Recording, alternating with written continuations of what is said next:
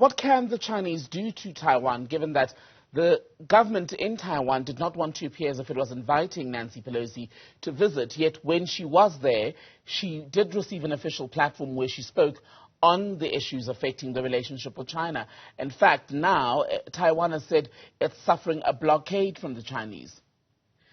Indeed, diplomacy is confusing and the messages sometimes seem to contradict themselves. Taipei's tallest building, the capital of Taiwan, had in huge letters that I can't read but that were translated for me the message, welcome Nancy Pelosi, Taiwan, heart, United States.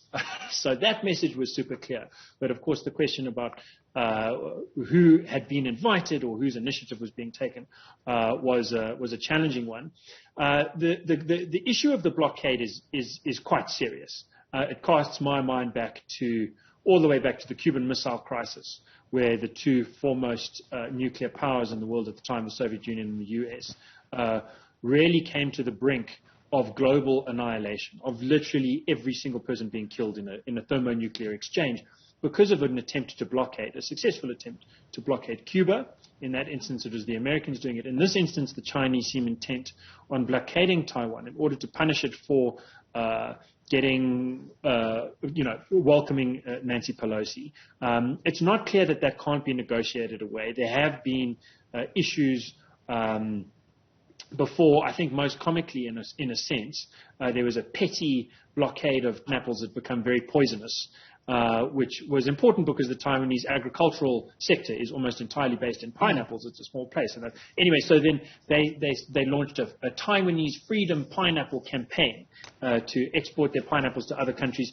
In other words, there were ways around it. There are other trading partners. Although mainland China is Taiwan's main trading partner, it should be able to trade with other countries, short of basically ships being blown out of the water. And at this stage, I think it's much too soon to say that that's a certainty, although it is a very scary possibility.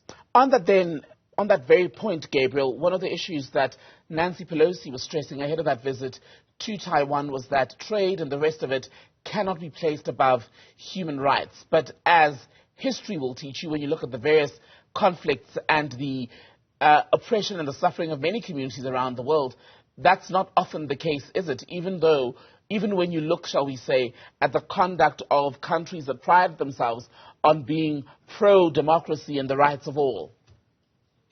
Yeah, no, I think that's right. I think that self-interest is almost always the overwhelming force in international relations. That is sometimes for the better. Sometimes it means that countries stand up in their own interest against tyrannical powers that would try to crush and overwhelm them. But usually it means that there's some kind of compromise. I think mainland China itself, really demonstrates the points that you're making in this particular area. Mainland China had a sort of expropriation without compensation, full-on communist policy for a long time. Then Nixon went to China, then Deng Xiaoping took over Mao Zedong, and Deng's policy was, look, communism, capitalism, socialism, who cares? He said, I don't care what color the cat is, as long as it catches the mouse being poverty and unemployment.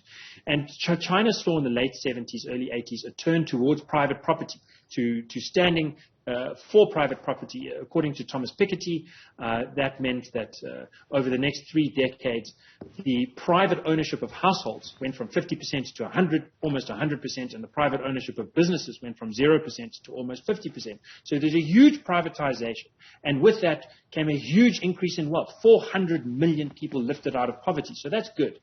But human rights violations continued, right? Because it turns out property rights are not enough. Trade is not enough. It's just the first step. The second step has to be taken, and I don't know how it can be done, because in a one-party state with huge amounts of power, China's human rights violations are very difficult to stand up to, and the Western global powers, have a lot to take care of in their own corners, where they are not necessarily doing good enough for their own citizens. Gabriel Crouse with the Institute of Race Relations, thank you very much for speaking to us today.